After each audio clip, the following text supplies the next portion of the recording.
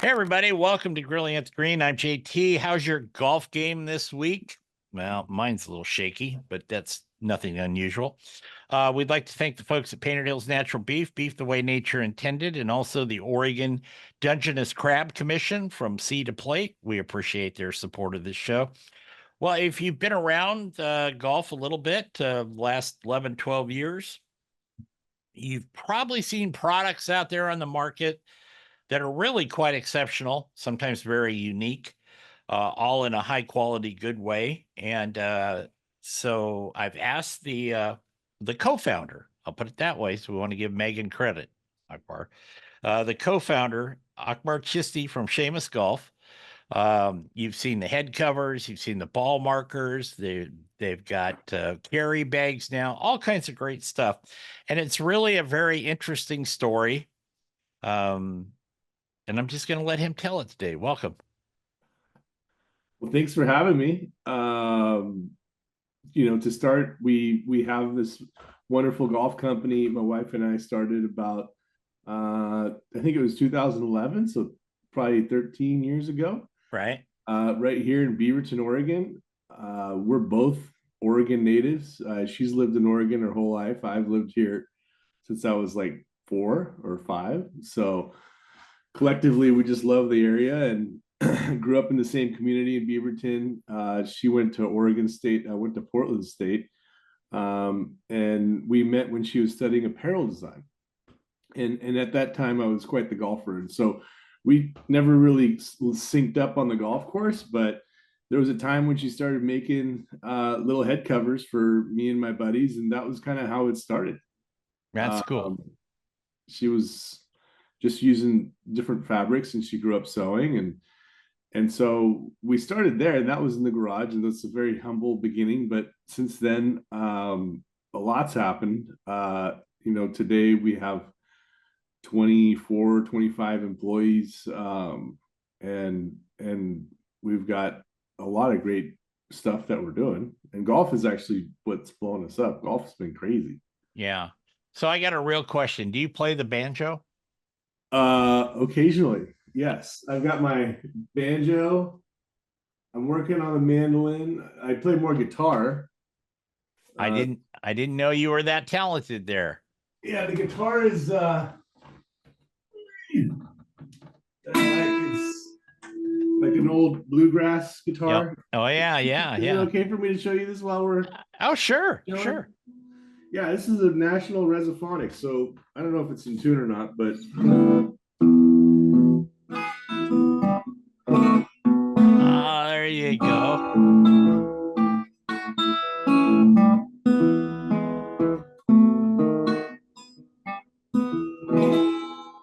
Excellent. Yay. it's a nice little break when you're on the calls. It's just you know, just anytime I like to pick up the guitar and play it. So yeah. You got the best of both worlds there, golf and music. That's phenomenal. And I knew I always liked Megan because she went to Oregon State. I was an Oregon State guy. So Yes, her whole family's beavers. So um and to that extent, I mean, we've kept our whole business here. We still make stuff here. We're close to the golf community. Youth golf has always been a big thing for me. Um, but yeah, it's been quite a bit of fun. Do you play any instruments? oh yeah, not well anymore. I play the piano, the trumpet, and the guitar. But I haven't played in years. Okay. I played them all. My dad had his own little orchestra, and he was quite the piano player. And so I took lessons and could play to a certain degree. And then I wanted to play the guitar. And so my mom went to Sears, I think, and bought a silver tone guitar or Oh whatever it yeah. was when I was a little kid. And I have a couple other ones after that and did that. And then I played trumpet or cornet actually in band in school and in the marching band. Oh great. Yeah. So, I never saw the inside of a recording studio with any of those instruments, but I enjoyed it, playing them. But I haven't played in years. We still have a couple of guitars on the wall, but that's about it. So anyway, Okay. yeah, yeah. I don't think anybody's ever asked me that question. So we shared something there. How about that? Well, we'll have to have a jam session to get you back into the tunes. Oh, geez. I'm more comfortable in the kitchen, as you know, Oh, anymore. well, I don't mind you in the kitchen either, actually, from what I've Okay. heard. I've been following that. Okay. Was when you guys started this? I mean, you said Megan was making head covers for you and your pals, and you were doing that. And then when you finally decided to take the leap, if you will, So that that was, had to yeah, be a big decision and a it lot of, was, it was. I was working as a CFO for a real estate developer doing low income housing tax credit financed projects. And those were right. all in rural parts of Oregon. They're headquartered in Salem. And this was the recession. So, it was a pretty terrible time at work. I mean, every loan was getting called. Like we were working on projects that got stalled. So anything I did was like, I was like, you know, this isn't going that great. We can do whatever. Megan was like, I kind of just like sewing, you know? Yeah. And if I just had a bunch of sewing, like, would that be okay? Could we do that? And I was like, I don't know. And so I sent it to some friends. I used to caddy and work in the shop at Bandon. So I knew a bunch of people in golf. That was in my summers of college. And what we found was that like they thought the designs were nice, but we didn't know how to put any logos on it. They were like, if you put a logo on it, we could buy it, right? Yeah. So then we had to figure that out, and then got our first order. Wow. Wow. Wow. Wow. That first order is probably, I know I used to do spices and rubs. Yeah. And you do all that stuff and you get them processed and you get the formula right and you get the labels and you get the bottles and the co-packer packs it. And then you're sitting there, a little different, but not that much. And all of a sudden, this tells you how far back the first order came through over the fax. And I Oh, went like that. right. And it's a real kind of I don't know, aha moment, if you will. I think when you get those first orders that you're trying to do something. Oh God, you get so excited. And at the time, there was nobody really doing it, so we had a very distinctive look. We were using obviously wool from her workplace. At the time, she was an apparel designer at Pendleton. So, we'd go to the mill store here in Portland, pick up linings from Joann's. We'd go to there's a store in Washougal. Um, and as far as the business goes, like we would do tartans and things, but the Pendleton fabrics came to us. And also because of Megan's relationship with Pendleton, we were able to have use of the name. So we kind of became like an exclusive partner in golf, like really early. And so, immediately it gave us credibility from that side of it. Yeah. And so once we started growing, the main things that started happening is like, well, we were still like doing great for ourselves, but not big enough to use a factory or even local sew shops. They wanted much larger quantities.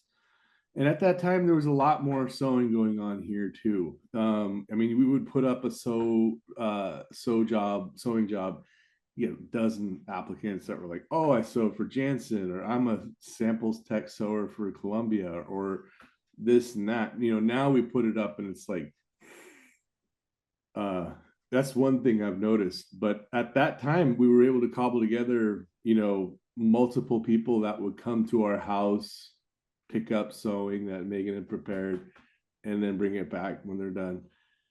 One of the first employee we hired was in our neighborhood, and then the second was another woman in our neighborhood. They would just walk to our garage, Yeah. and then walk home for lunch, and then come back. And we had a young daughter then. Ruby was born in 2013, so they would even help to hold Rubes when Megan had to take a break Oh, or yeah. taking turns holding a baby, really. Absolutely. We're going to But take a break. I'm going to be back with Akbar Chisti from Seamus Golf right after this. Stay with us. Welcome back to Grilling at the Green. I'm JT. We've got Akbar Chisti today. I've known Akbar for a number of years now. If you've never seen any of the Seamus stuff, shame on you. It's great, high quality stuff. Shame on you. But okay, Akbar, here's the part of the show that's a little different. You're a well-traveled man now, and you with your work and all that. What would be a really good travel tip that you could give our listeners? Everybody that gets on the show gets put through this, so um, but we have stuff about, of course, how to take care of your clubs. That's obvious.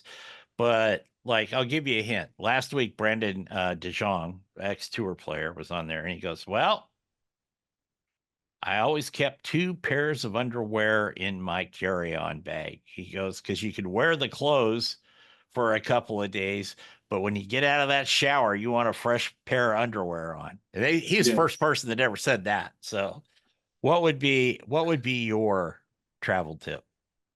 I'm a huge fan.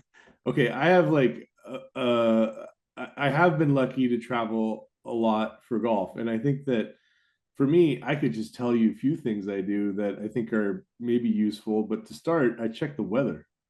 Yeah, I mean, and I really take that part seriously because if you're playing golf and you're outside, you're gonna want to take a jacket or provision to buy a jacket or whatever it is.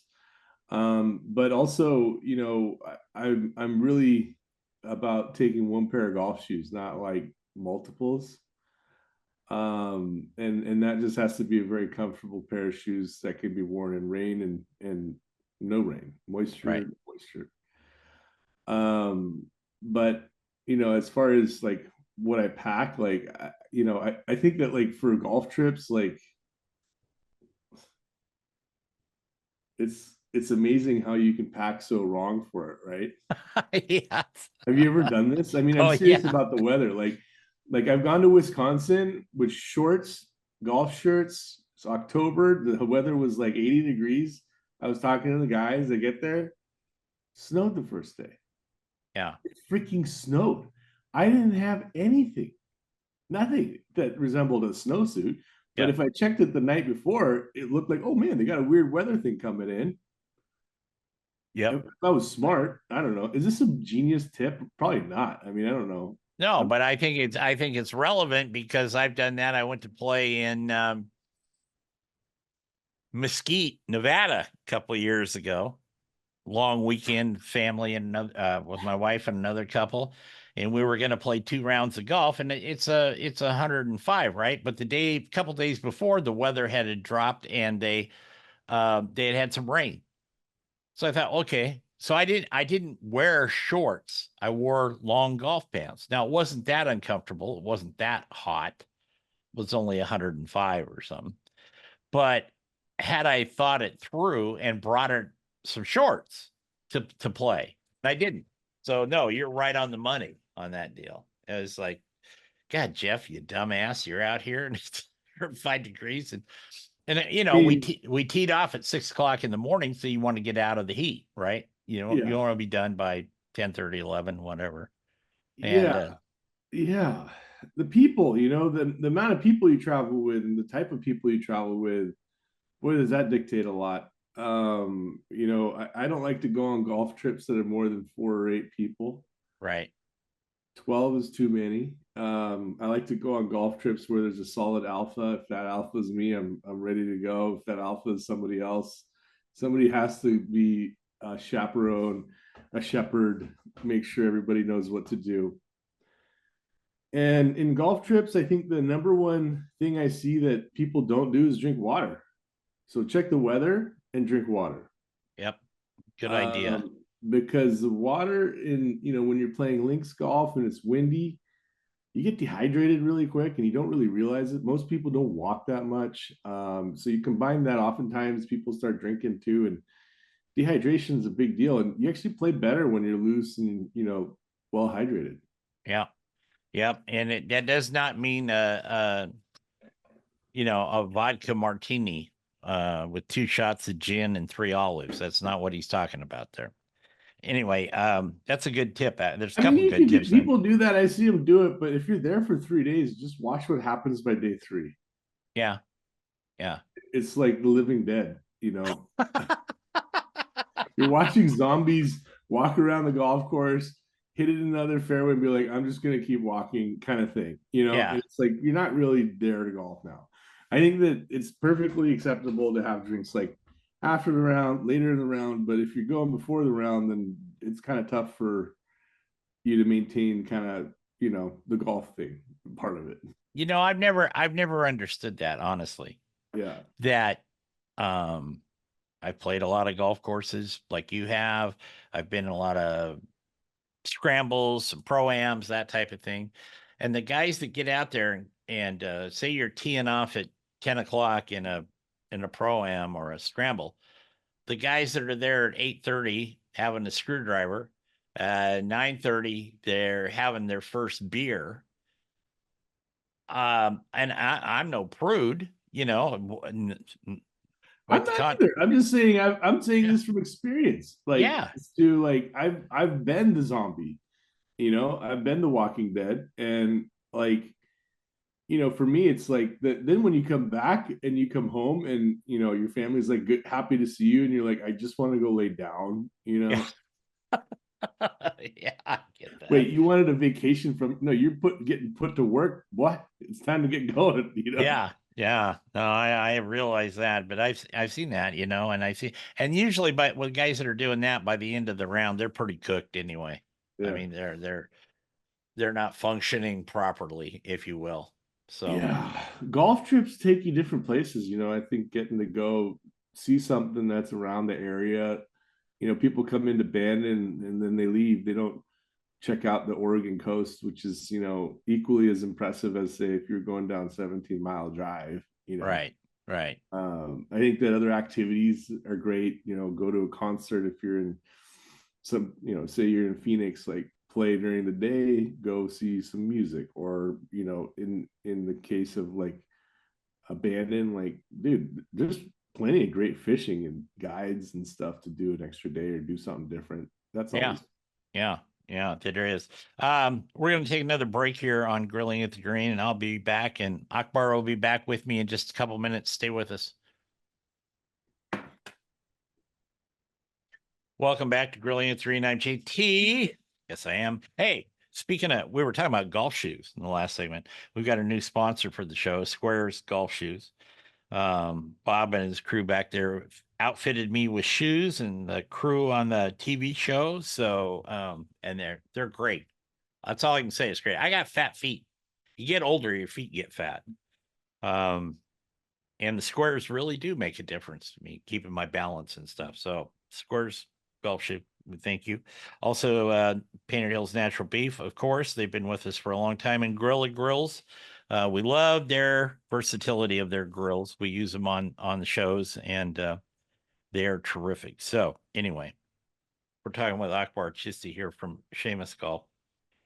Uh, how is the designs and the products you're offering evolved over the years, Akbar? I mean, when you started, you probably had a limited selection, if you will, of head covers, putter covers, whatever you were doing, 13, 14 years ago. But then you've grown.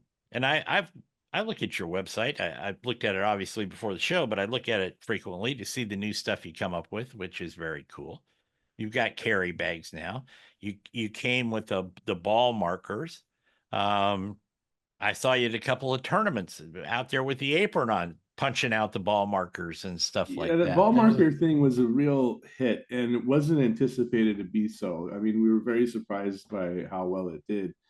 I mean, the head covers, pouches, all those small hand cut and sewn things evolved very quickly. I mean, we were just making a fairway cover for the first year, then we were doing driver, hybrid, putter, blah blah blah. Right. The hand forged side of it came along because I stumbled into this blacksmith shop in Portland, and he was making these bottle openers that looked like the head of like a hickory club, and those were hand forged as well from mild steel. And so we started tinkering with ideas to make it like a divot tool that was like a caveman shiv. I mean, it didn't look like a normal divot tool. After that, we would make a ball mark that we were just basically going to use to give away to people. And I showed it to Megan, and she was like, I think that we could actually sell those. And I was like, it's going to be like expensive. Like the most expensive ball mark is like $8. Like nobody's going to pay $30 or $40 for a ball mark. I didn't think that. And so we just used them as kind of cool branding gifts. We made them with their Seamus logo, gave them to some people, and then they started ordering them. Yeah. I've got a couple of them that I got at tournaments that you weren't there at one of them, the NAOP tournament in Twalton, but you had somebody there punching them out and he put my name on it and stuff. And it was very cool.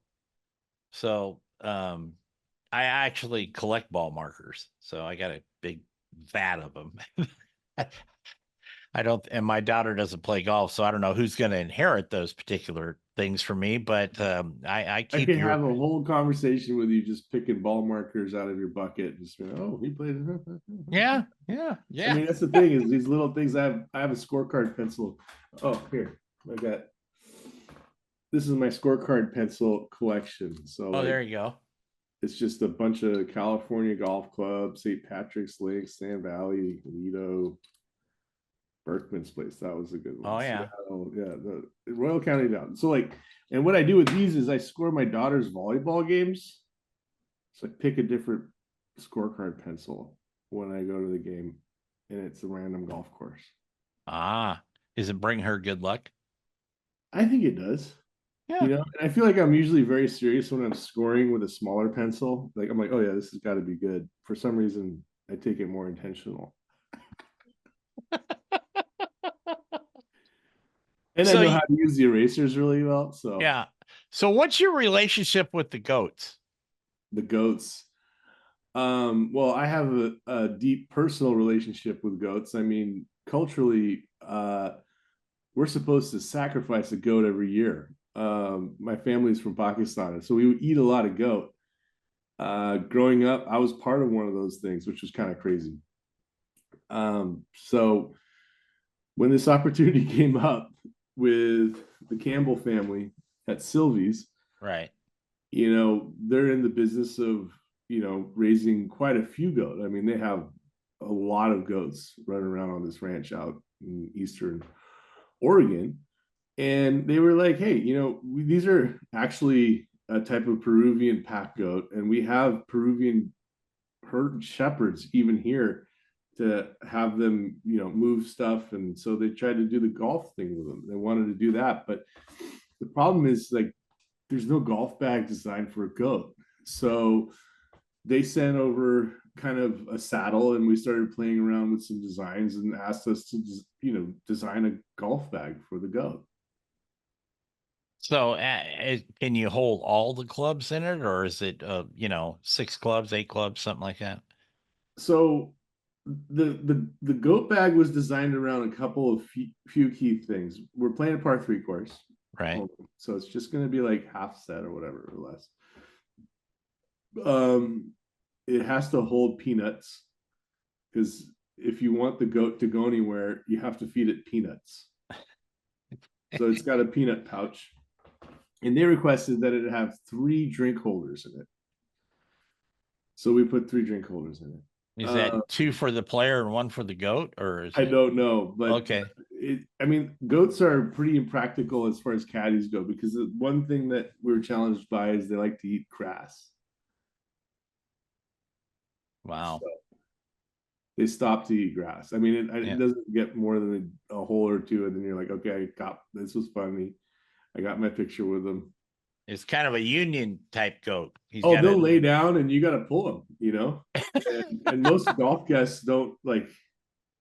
They just aren't comfortable with pulling hard on the goat. So frankly, they just enjoy it for what it is. And I mean, they put a caddy shack up by the golf shop, which is just a goat barn.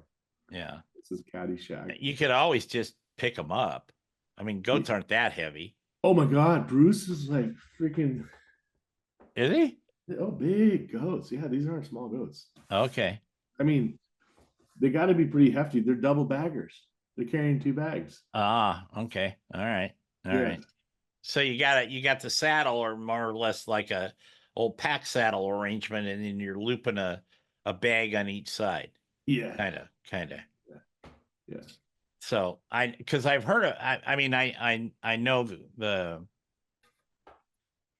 I know Dr. Campbell, Scott, I think, and I've seen other places where they have like alpacas and stuff as Yeah.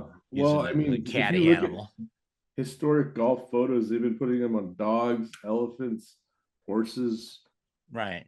Every animal has tried to carry a golf bag, mostly unsuccessfully.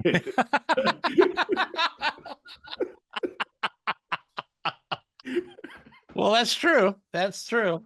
I Oh my. mean, yeah, it's worth a shot. Like on a dog, I saw a black lab. I'll have to send you this picture. It was in the Oregon Historical Society. Had great things were going on in golf here, and it had a dog and it had a trolley behind him, like a rickshaw. Yeah. Bags were in there. Oh, I didn't know that. I I have trouble carrying my own bag, so you know that's and the bag before we got a couple minutes left before we got to go to break, Akbar.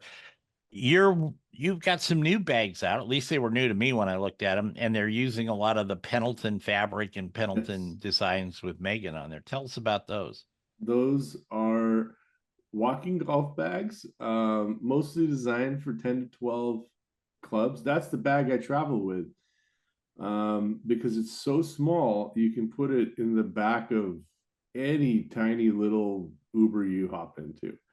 Particularly when you travel, I think it's nice to just stay light. I don't think you need all 14 clubs to play Bandon or any of these links golf courses. Right, If you're right. playing the Parkland course, you do. So go light. You put that in there, and it's kind of fun. The bag itself is super lightweight. I mean, it's 2 or 3 pounds, but it's made from pretty industrial wax canvas with some beautiful trimmings that are equestrian grade leather. So we're using saddlery leather on there, um, and people seem to like them. We've done some smaller versions for par three courses. That's where we learned how to do it. So we've had them out at the Cradle at Pinehurst, the Preserve, and they would come back each year, and we kind of continue to make changes to them as we learned. And so now they're very durable, nice bags. I'm really proud of how they turned out. That, and you've got shaving kit bags too, Mm-hmm. which last time I looked, those are fairly new for my I like familiar. to travel with like 2 or 3 of those, and I don't like shameless plugs, shameless plugs. Yeah.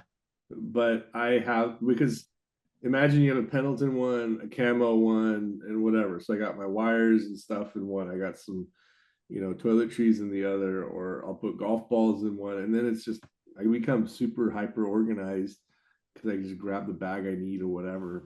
But I love the way they look. So if you're in a locker room, you put it up, you know which one's yours. You're not wondering. Nobody's going to come in and take your toothpaste, which has happened before. Oh yeah. On that, we're going to take a break. We're going to come back and Okay, wrap up the show with Akbar Chisti from Shameless Golf in sure. just a minute. Stay with us. I have to tell you the story about when I got the wrong suitcase in Denver, and I was going up to Estes Park to do a show, and I got there and it was cold. It was 4th of July. It should have been 100 degrees, and it was like 55, and it was Oh, snowing. And I opened up my suitcase, and the suitcase was not mine. It was a salesman's suitcase full of Victoria's Secret. Now I don't look too sharp anyway, and Victoria's Secret stuff is going to look even worse. I froze my ass off there for a day and a half. So anyway, we'll come back. God. Welcome back to Grilling at the Green. I'm JT along with Akbar Chisti today from Seamus Golf. Um, you've come a long ways in a short time. And Uh, it's but I know the reason I say that, Akbar, is you've made your mark on the golf world. Excuse me. Very creative, Uh, you go to golf shows like I do, and every year there's somebody comes out with a new cigar holder, or this gadget is going to fix your putting stroke or whatever. And that's all fine and good. But you have kept with the how do I want to say it in my words, the baseline quality of golf. You've really kept the standard. And I like that. I think that's good. I'm not a snob, but golf holds a certain attraction to me. And some of it is, the camaraderie, the playing by the rules, the self governance, et cetera, et cetera, et cetera. And I think that Seamus goes hand in hand with that. Thank you. Yeah. That that couldn't have been a better compliment for us. I think, you know, the stuff that we've made has no purported benefits to your game. Okay. Right. So when we're working on things, we have to connect with people on a personal level or enable them to enjoy the game more and have fun. If you have some fun, interesting head covers, there's a conversation there. If you walk and you carry a bag, well, you're going to connect with the game more closely. You're going to get some exercise, and you're going to enjoy it. Even little things like ball marks that are worth holding on to, that tell your story about where you've been or what you've done. I think these are the parts that seem to come up again and again. And fundamentally, we operate to do very basic things, is just have more fun with the game, Mm-hmm. while paying respect to its greatest asset, which is its history. I mean, there's so many cool stories in golf still relevant today that haven't been told. Right. No, I think it's really good. I think that you can go to any pro shop and find that pro shop's lo, logo, not logo, embossed on a oversized metal looking type poker chip, and that's fine. I've got a bunch of those too from different Sure. courses. Right. But the how do I want to say, the blending of what you produce at Seamus, bringing kind of the original look of golf, and I'm going to say from the late 18, early 1900s up to today, but you've kept that unique look about your products. That's what I guess I was trying to get, especially like the ball marks and the pouches and the different things like that. Um, you know, you make a great, and I'm not doing a sales pitch for Akbar's stuff here, but maybe it sounds like it. But the drawstring bags, I mean, I got one of those from you a long time ago, and I still use it to this day. It's what I carry my different tees and my divot tools in, and it's still in my bag. I've switched out bags like 5 times over the years since you gave that to me, but I still got that bag. That's So cool. yeah, and they wear out. They wear well. Is the quality of the fabrics and stuff. You're dealing with Pendleton. I get that. That's a name synonymous with the highest quality around, but they just wear well, and so it's good stuff. What have you got on the agenda going forward as far as products? Anything you'd like to share? Um, well, in the fall is when my team is like, and we haven't talked about my team yet for a second. Um, where we're at today is in a position that we've never been in, because we've had basically we've got just one of the best teams and great leadership. We brought in a COO president to oversee the business.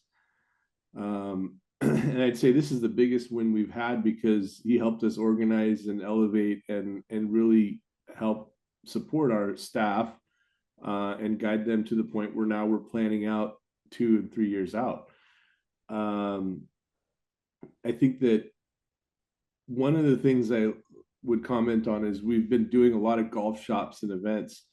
And right now is an exciting time, because within America, there's 500 golf courses under construction that are what private destination resort, but all really elevated golf experiences that are really trying to pull that links vibes. And so Mm-hmm. when we do our work best, it's really when we're challenged to come up with new ideas and in conjunction with new properties. That's led to our greatest success. So we're actively working hand in hand with developers to develop new products that are relevant for these new destinations that are coming up.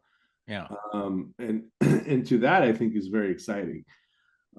We currently don't really distribute apparel. We're currently working on some really exciting things in apparel that I think um, will reach our goal, which is more timeless classics that are relevant, fun, and useful on the golf course.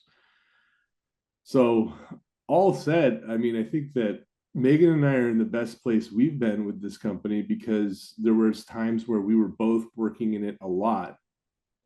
And, we love each other too darn much, but at the workplace, it was like a lot, for us. And I think if you ask Megan, she'd have more descriptions to tell you about how it was to really work with me.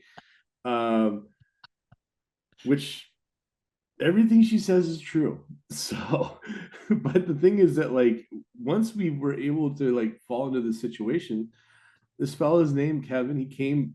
We've been friends because he was the head buyer down at Pebble Beach, and we've been working together. He came home to be closer to family in West Lynn, and we really fell into this situation where he was like, "Yeah, I'm trying to figure something out to do." I was like, "What do you do?" This, that's, and the other thing. I was like, "Well, let me tell you about what we're not really doing here, Yeah. and what we need some help with." And since then, our team has fostered a great energy. So, I think that you're going to see a lot more fun stuff, particularly more connecting stories. We're working closely with the USGA, again, hopefully to have our product at Oakmont.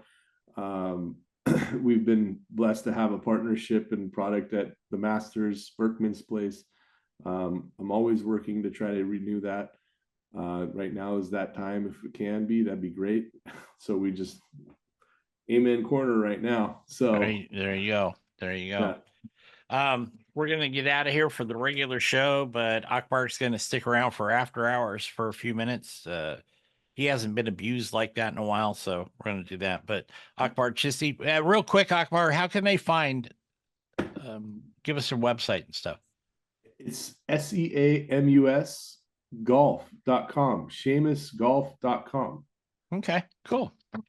Thank you, my friend. And folks, we'll be back next week with another edition of Grilling at the Green. Until that time, go out, play some golf, have some fun, and most of all, be kind. Take care, everybody.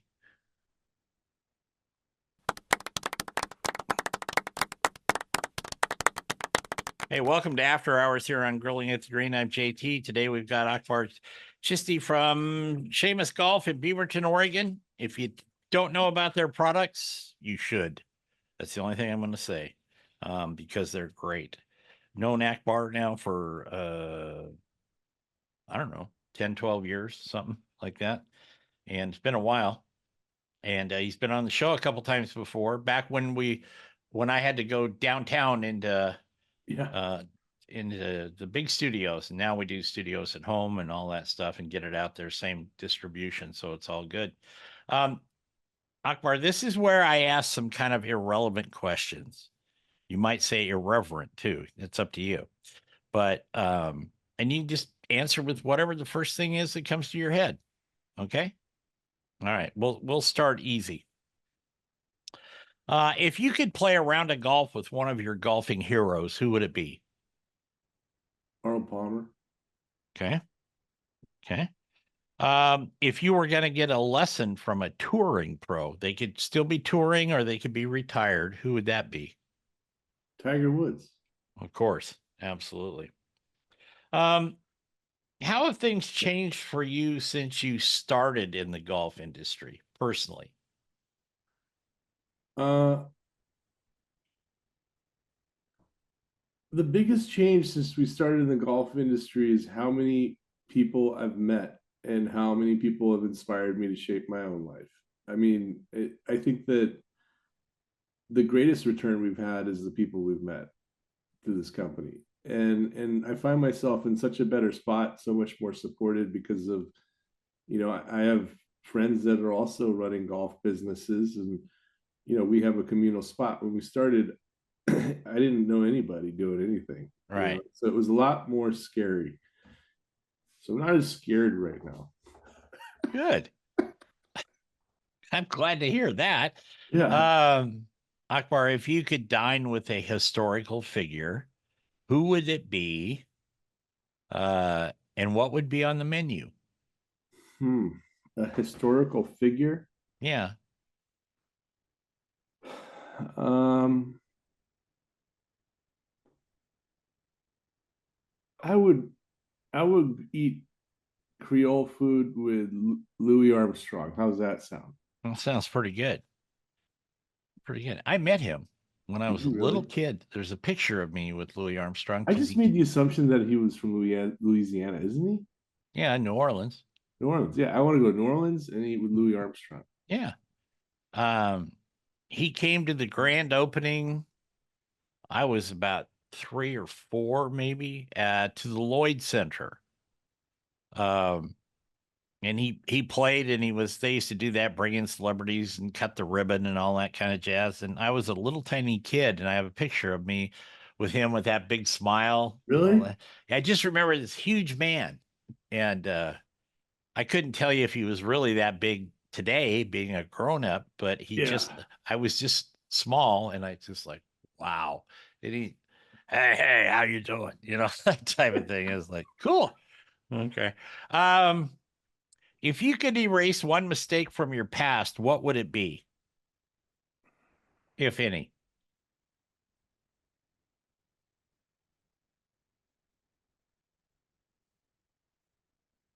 I have never really dwelled on my mistakes that long that I'd be like, oh, if I did this one thing. I mean, um,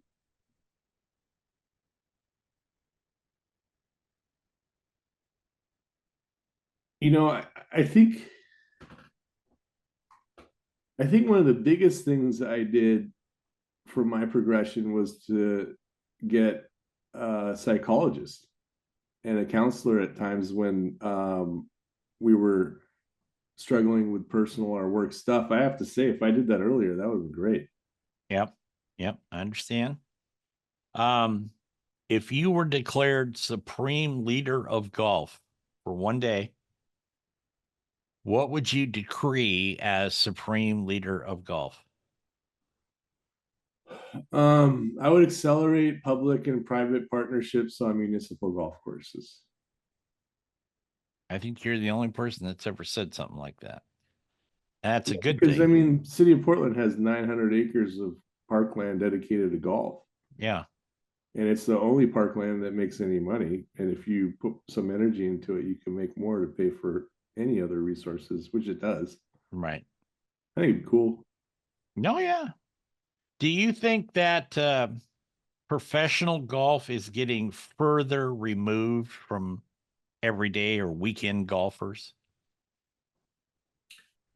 It's been a fragmented experience, and it's been tough to watch because you're not getting the level of play on both sides. And I think that on the long term of it, we have again learned the importance of the historic majors, um, which still seem to bring them together. I don't think that anything that about the majors has become less exciting because of that. In fact, I think it's become more exciting because you're seeing these players play when they don't play together. Um, with the amount of money going around and the political side of golf, which has become a little bit more visible, I think that, there's an argument to say it's become less like understandable, but frankly, what Liv's doing is making it more palatized to the consumer. Mm-hmm. So, I think there's arguments to be made in each way. People are playing more golf. And, if you just look at the world of golf, that they're influencers making more than professional golfers, which was never the case, getting apparel deals, that, yeah, I think it's kind of trending that people are connecting with more individuals that are not at the professional level in golf. Um, just purely based on what I see. Sure, sure. If we put your skills to music, what would the music be? I would bring back Jake Trout and the Flounders and they would cover those old rock songs Yeah. with some new bands and just have some fun with it. I don't have real contributions to make to the music's of space, I don't think, but that would Well, be it. that would be it. No, that's a good idea. Do you remember the first time you ever picked up a golf club? I was in a field with some friends and we were hitting balls in the trees. I was probably 9. Yeah, Yeah. yeah. Oh, I think that's the way a lot of us did it. Um,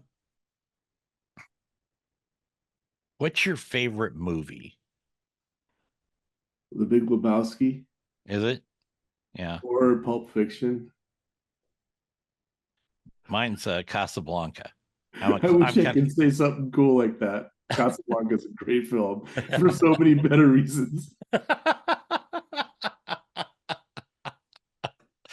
Oh boy. Um, what's the first thing you do or think about when you get up in the morning?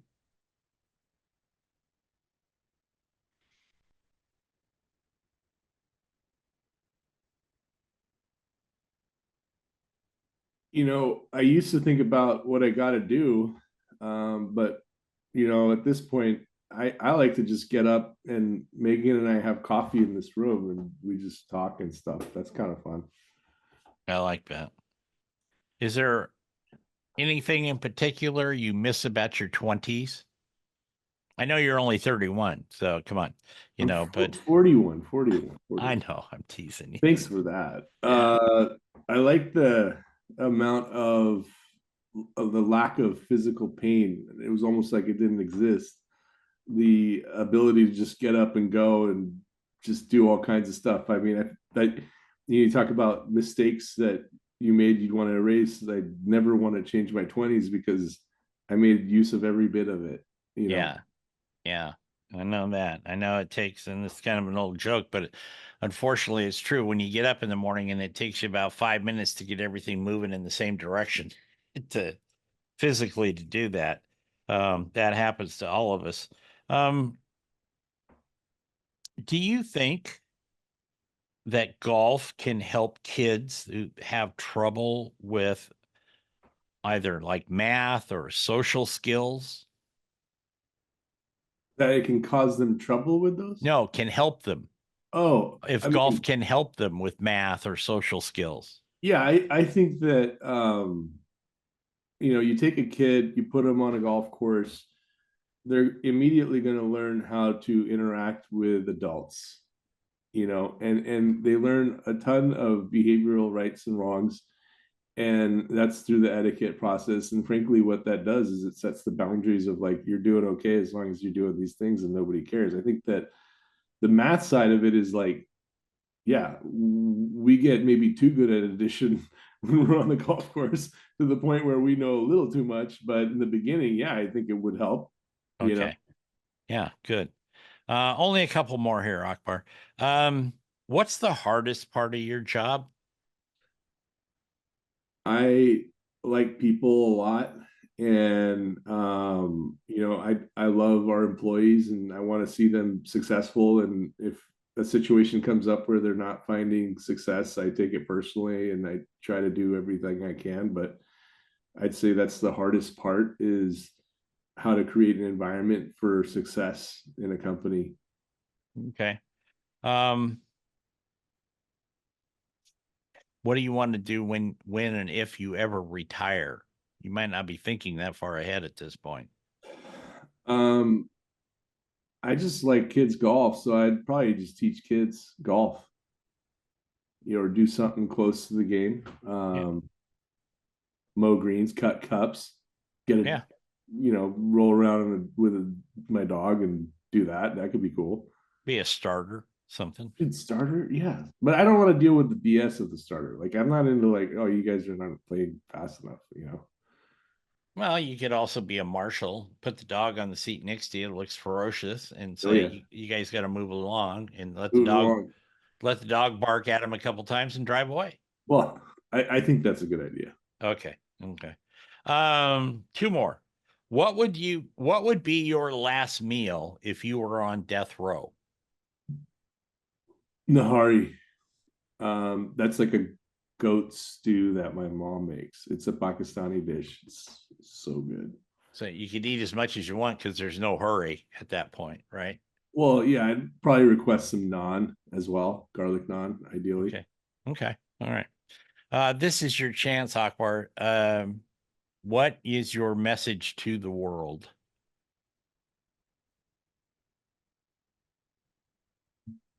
Practice kindness, I don't know. I think Yeah. that's all it's about.